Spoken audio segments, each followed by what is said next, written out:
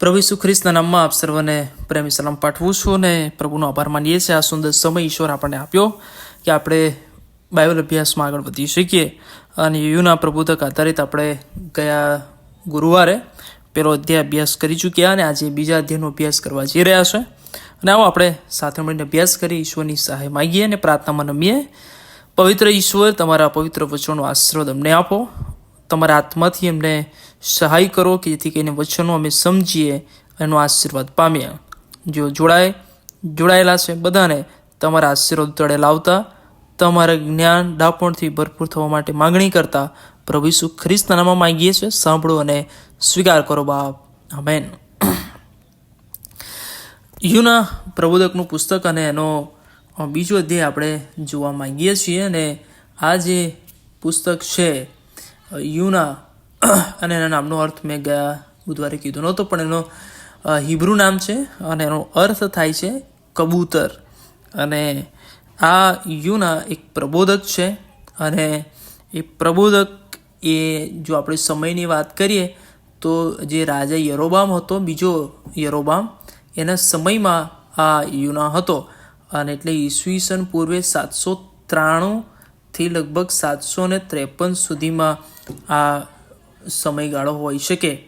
અને બીજી એક બાબત કે આ જે નિન્વેની વાત છે, એ નિન્વે તો એ આસુર જે છે અથવા આસુરીઓ જે છે એ શહેરનું અથવા એમનું એ પાટનગર આ નિન્વે હતું. એટલે એ પણ તમે ખાસ યાદ રાખજો. અને આપણે આ વખતે જે મુખપાઠ કરવાના છીએ આ યુના પ્રબોધક આધારિત, તો એ યુના પ્રબોધકનું પુસ્તક એનો બીજો અધ્યાય અને 8મી અને 9મી કલમ આપણે મુખપાઠ તરીકે એને લઈશું. એટલે તમે એ મુખપાઠ કરશો.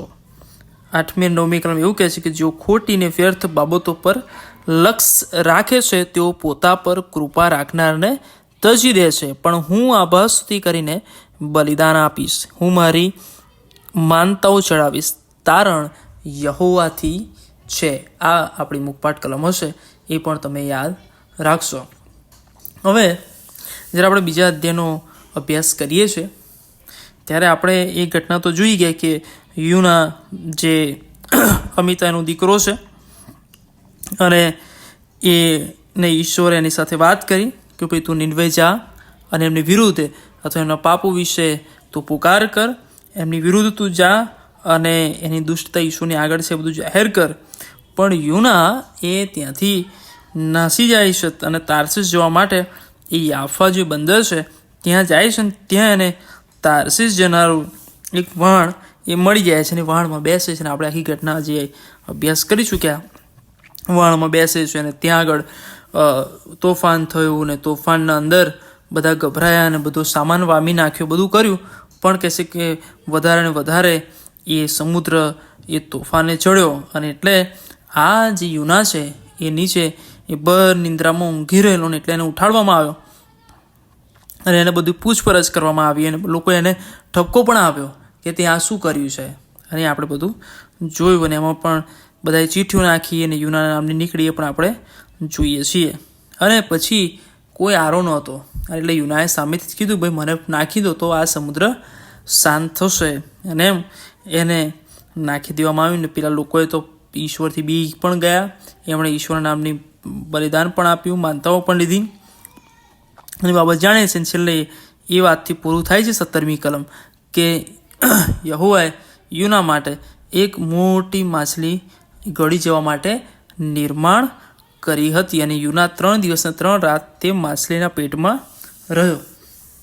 અને આપણે સમજી શક્યા કે ઈશ્વરે વ્યવસ્થા અને આયોજન કર્યું છે કે યુના નાસી ગયો છે તો ઈશ્વરે સામે સમુદ્રમાં માછલી પણ તૈયાર કરી. હવે બીજા અધ્યાયમાં જ્યારે આપણે આવીએ છીએ તો બીજા અધ્યાયમાં ઓલરેડી આ યુના એ માછલીના પેટમાં છે અને માછલીના પેટની અંદર એ રહ્યો. અને આપણે વાંચીએ પ્રમાણે 3 દિવસ અને 3 રાત એ આ યુના એ માછલીના પેટની અંદર રહ્યો. ને એટલે 3 દિવસ શું કરવાનું હતું એણે? 3 દિવસ શું કરે? અને એટલે 3 દિવસની અંદર આ કયા સમયની વાતો છે આપણે જાણતા નથી ચોક્કસ કે કયા દિવસે તરત અથવા અંદર કેવી રીતે રહ્યો હશે બધું આપણે કોઈ વર્ણન છે અને પણ એટલી બાબત છે કે યુના માછલીના પેટમાં હતો અને એ સમય કાં તો પછી એ સમય પહેલાં કાં તો એ ત્રીજા દિવસ બહાર નીકળતા પહેલાં અથવા કોઈ પણ ચોક્કસ સમય નથી, પણ કે એણે એક કૃત્ય કર્યું અથવા એણે એક કામ કર્યું હતું એ કે એણે માછલીના પેટની અંદર પણ પહેલી કલમ જણાવે છે પ્રમાણે કે તે વખતે યુનાએ માછલીના પેટમાંથી પોતાના દેવી યહોવાની પ્રાર્થના કરી. અને જો આમાં આપણે વાંચીએ છીએ તો અહીં બધી જગ્યાએ એ પોતા પણ અથવા મારી, મારું, મારી, મેં એ પ્રમાણેના શબ્દો અથવા મને એવા શબ્દોનો પ્રયોગ એ આ કરે છે. અને જો તમે એનો બહુ શાંતિથી અભ્યાસ કરો તો તમને ખબર પડશે કે આની અંદર કોઈ પણ જગ્યાએ આ યુના એ શું કહેવાય વિનંતી કે અરજો એ ઈશ્વરની આગળ કરતો નથી, પણ અહીંયા આગળ ફક્ત આપણે અમુક પ્રકારની બાબતો એમાં જોઈએ છીએ. પણ જો આ પુસ્તક અને એની અંદર પણ આ ઘટના જે આપણે જોઈ રહ્યા છે તો એની અંદર શું ઈશ્વરનો ઈરાદો શું હોઈ શકે અથવા ઈશ્વરની ઈચ્છા શું હોઈ શકે કે આ પુસ્તકને સમાવેશ કરવામાં આવે અથવા આ ઘટના બની એની પાછળની શું ઈશ્વરની ઈચ્છાની યોજના હશે. અને એટલે કારણ કે યુનાને પણ પસંદ નહોતું કે પોતાના લોકોને છોડીને ઈશ્વર બીજાઓને બચાવવા જાય છે અથવા બીજાઓ પ્રત્યે કોઈ દયાભાવ રાખે છે, પ્રેમભાવ રાખે છે નહીં ને. એટલે જો તમે વાંચો તો રોમનોના પત્રની અંદર પણ 3 અધ્યાય 29મી કલમ એવું લખ્યું છે કે અથવા શું ઈશ્વર કેવળ યહૂદીઓના જ છે, શું વિદેશીઓના પણ નથી? હા, વિદેશીઓના પણ છે. અને એટલે આ સમજી લેવા જેવી બાબત છે કે આપણે એવું ના સમજીએ કે ફક્ત યહૂદીઓ જ ઈશ્વરના છે અને બહારના લોકો જે છે એ ઈશ્વરના નથી. અને ઘણી બધી વખત આવી ભૂલ આપણે પણ કરીએ છીએ કે જે લોકો ચર્ચના સભ્ય છે, જે લોકો ખ્રિસ્તી છે, જે લોકો ઈસુ ખ્રિસ્તને ઓળખે છે એ જ લોકો એ ઈશ્વરના અથવા એમના પ્રત્યે આપણો ભાવ અથવા આપણી લાગણીઓ એ સારી હોય છે અથવા એમના પ્રત્યેનું આપણું વલણ સારું હોય. પણ જે અન્ય વિશ્વાસીઓ છે એમને ઘણી બધી વખત આપણે ધૃણાની નજરથી અથવા આપણે ઘણી બધી વખત એમના પ્રત્યે સારા ભાવથી જોતા હોતા નથી અથવા એમની સાથેનો આપણો આત્મિક જે સંબંધ છે એ આપણે યોગ્ય રીતે કેળવી શકતા નથી. પણ આપણે સમજીએ કે એ પણ ઈશ્વરની રચના છે, ઈશ્વરની કૃતિ છે, એમના માટે પણ ઈશ્વરનું હૃદય ધબકે છે, એમના માટે પણ પ્રભુ ઈસુ ખ્રિસ્તે પોતાનો પ્રાણ એ આપ્યો છે. અને અહીં આગળ પણ એ જ બાબત છે યુનાના પુસ્તકની અંદર કે નિનવેના લોકો, જે પાપી લોકો છે, જે આસુરના લોકો છે અને જે અન્ય વિશ્વાસ તરફ છે, દુષ્ટ કામ ને એવા કામો કે જે કહેતા પણ સમ લાગે એવા પણ હશે કામો બધા તેઓ કરતા હતા ને બહુ ક્રૂર પ્રજા, પણ આ પ્રજા માટે પણ ઈશ્વરનું હૃદય ધબકે છે. એટલે યુનાને એ યહૂદીઓ માટે, ઇસ્રાયેલી પ્રજા માટે પ્રબોધક તરીકે પસંદ કર્યો છે. એવી જ રીતે એ ઈશ્વરે યુનાનો આ અન્ય વિશ્વાસીઓ મધ્ય પણ ઉપયોગ કર્યો. અને એટલે આ બહુ મહત્વની બાબત છે કે ઈશ્વર એ અન્ય વિશ્વાસ લોકોને બચાવવા માગે છે અથવા એ લોકો જેને વિશ્વાસ કર્યો નથી એ લોકોને માટે પણ ઈશ્વર એ પોતાની ભાવ છે, પોતાનો પ્રેમ જે છે એ આપણી આગળ પ્રગટ કર્યો કે હું તમારો એકલાનો ઈશ્વર નથી, પણ જે વિશ્વાસ નથી કે એમનો પણ ઈશ્વર છું. તમે જાણ્યું છે અને એમને જાણવાની તક મળી નથી અથવા જાણવા માટે યોગ્ય એમને અવસર મળ્યા નથી. અને એટલે આ બાબત આપણને આ પુસ્તક શીખવે છે. અને બીજી પણ એ બાબત જે શીખવે છે એ તો એ છે કે ઈસુ ખ્રિસ્ત જે આવી રહ્યા છે અને એના માટેની એક નિશાની છે કે જે એ લોકોને આપવામાં આવી. અને તો એ જ માથી 12:40 પ્રમાણે, કેમ કે જેમ યુના 3 રાત દિવસ મોટા માછલાના પેટમાં રહ્યો તેમ માણસનો દીકરો પણ 3 રાત દિવસ પૃથ્વીના પેટમાં રહેશે.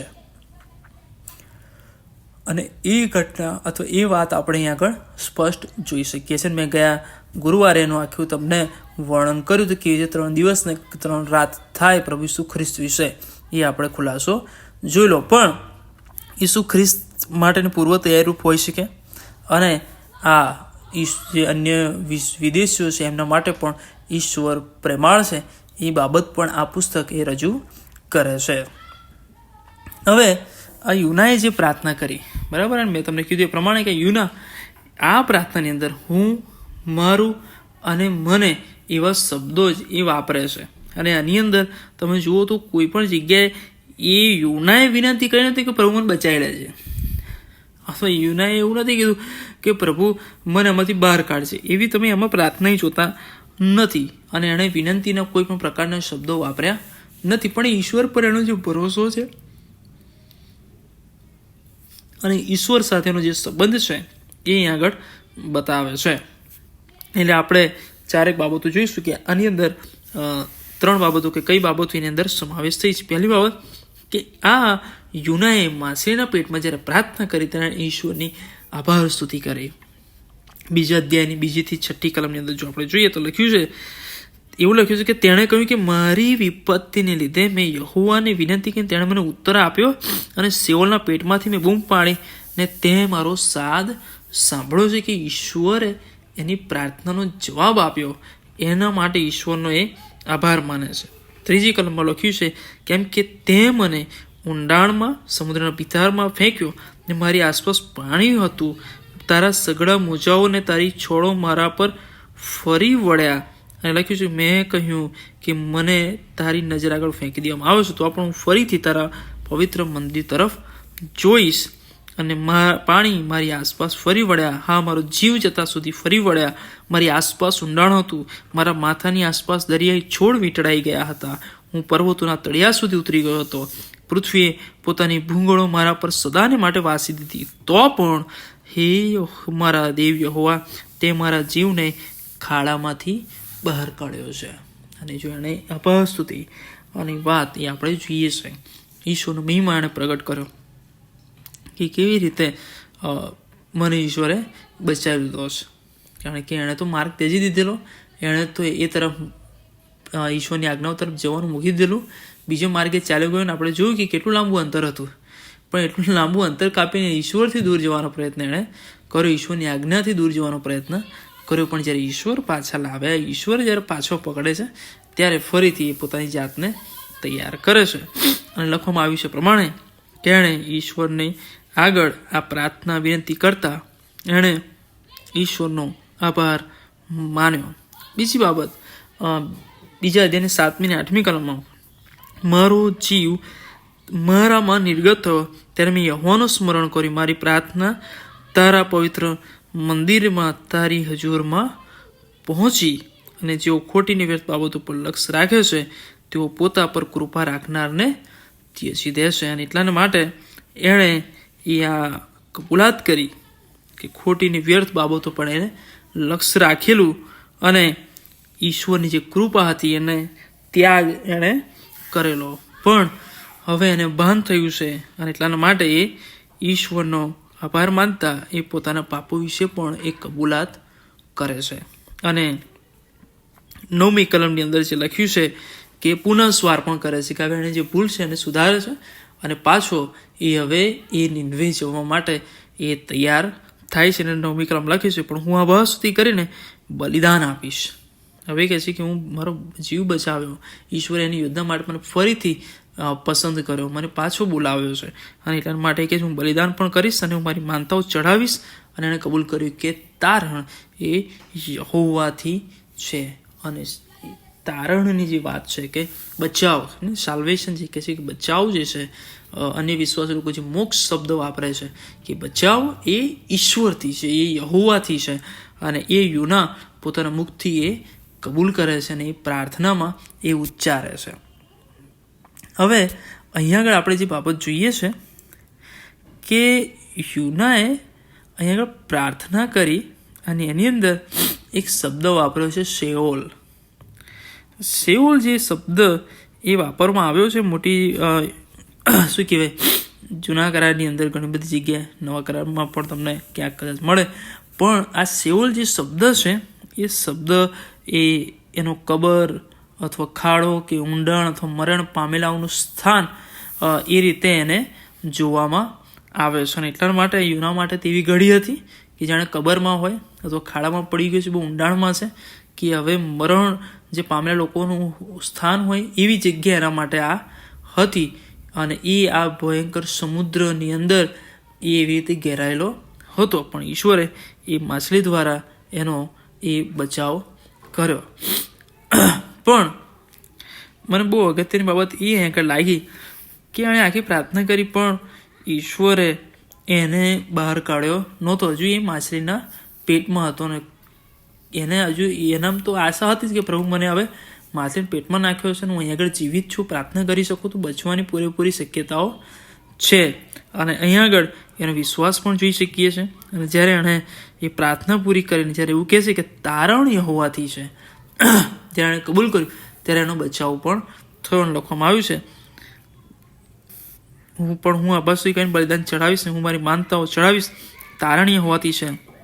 યહોવાએ માછલીને આજ્ઞા કરી અને પ્રાર્થના બધું બોલ્યું. પણ જ્યારે એણે વાત કરી ત્યારે ઈશ્વરે માછલીને આજ્ઞા કરી અને માછલીએ સાંભળ્યું અને લખવામાં આવ્યું ને તેણે યોનાને કોરી જમીન પર બહાર કાઢી નાખ્યું. એટલે કુદરત જે છે નહીં એ પણ ઈશ્વરનું સાંભળે છે. આપણે અવારનવાર કહીએ છીએ ને એ આગળ પણ યુનાન સમયની આ માછલી એ પણ ઈશ્વરનો અવાજ સાંભળે છે. જે પ્રકૃતિ છે, નેચર જે છે એ પણ ઈશ્વરનો સાદ સાંભળે છે, અનુસરે છે અને પાળે છે. અને યુના માટે પણ શીખવા જેવી વાત હતી, જો માછલી પણ ઈશ્વરનું સાંભળે છે અને એણે કેટલું માનવું જોઈએ. અને ઈશ્વર એ રીતે આપણી કાળજી પણ લે છે, આપણી ચિંતા રાખે છે. અને આ યુનાએ પોતાના જીવનની અંદર એક બહુ મોટી ઘટનાને અનુભવી કે ઈશ્વર કેવી રીતે બચાવ કરે છે અને ઈશ્વર બચાવને માટે માણસોની જરૂર નથી. નહીં, ઈશ્વરને કોઈની જરૂર હોતી નથી જ્યારે ઈશ્વર કોઈને બચાવવા માગે ત્યારે. અને જ્યારે ઈશ્વર કોઈનો નાશ કરવા માગે ને ત્યારે કોઈ એને છોડાવી પણ શકતું નથી. એ લોકો હતા એટલા બધા, એમણે મનમાં થયું કે અમારે નાખી દેવા નથી. એમણે પ્રયત્ન કર્યો, બધું કર્યું, પણ એણે એક વખત ભાન પણ કરાવ્યું કે ઈશ્વર જો ઈચ્છા રાખે ને તો કોઈ તાકાત નથી કે છોડાઈ શકે. અને એટલા માટે ઈશ્વર સર્વશક્તિમાન ઈશ્વર છે. આપણે એની નજરમાંથી ક્યારેય ક્યાંય નાસી જઈ શકીએ નહીં અને ક્યારેય આપણે એવા પ્રયત્નો પણ કરવા જોઈએ નહીં. પણ એનાથી વધારે સારું એ છે કે આપણે ઈશ્વરની આજ્ઞાઓ પાડીએ, ઈશ્વરની આજ્ઞાઓને માનીએ. અને બીજો અધ્યાય એ બહુ સરસ પ્રાર્થના છે. આપણે શીખીએ કે આવી પ્રાર્થના કરતાં કે આપણે વિનંતીઓ લાવ કર્યા કરતાં ઈશ્વરની આગળ આપણે પ્રાર્થનામાં જ્યારે હોઈએ તેનો આભાર માનીએ, આપણા પાપોની કબૂલાત કરીએ અને આપણે એ ઈશ્વરના ઉપકારોને ગણીએ અને આપણું સ્વાર્પણ ઈશ્વરને કરીએ. જો ઈશ્વર તમે મારા માટે આટલા ભલા છો, આટલું સારું કર્યું છે, તો હું પણ તમારા માટે મારું જીવન આપું છું. હું હવે તમારા માટે આવી સેવા કરીશ, હું આવી રીતે જીવન જીવીશ, આ રીતે હું આજ્ઞાઓ પાડીશ, આ રીતે હું તમારા મહેમાન માટે ઉપયોગી બનીશ. અને વાલાઓ, આપણે એવી બાબતો તરફ આગળ વધવા માટે આ પુસ્તક આપણને વિશેષ શિક્ષણ એ આપે છે. અને એટલા માટે આપણે શીખીએ આ સમયમાં કે આપણે ખોટી જે બંને વ્યર્થ બાબતો જે છે એના પર જો આપણે લક્ષ્ય રાખીએ છીએ તો આપણે ઈશ્વરનો ત્યાગ કરીએ છીએ. આપણે ઈશ્વરનો ત્યાગ કરીએ છીએ એ આ પ્રબોધક એ નોંધ કરે છે, કારણ કે એણે એ વ્યર્થ બાબતો હતી એના પર એણે લક્ષ્ય આપ્યું. એણે એવી જગ્યાએ જવાનું પસંદ કર્યું અને ઈશ્વરને ત્યજી દીધો એણે. પણ ઈશ્વરે ત્યજ્યા નહોતા, ઈશ્વરે છોડી દીધો નહોતો, ઈશ્વરે મૂકી દીધો નહોતો.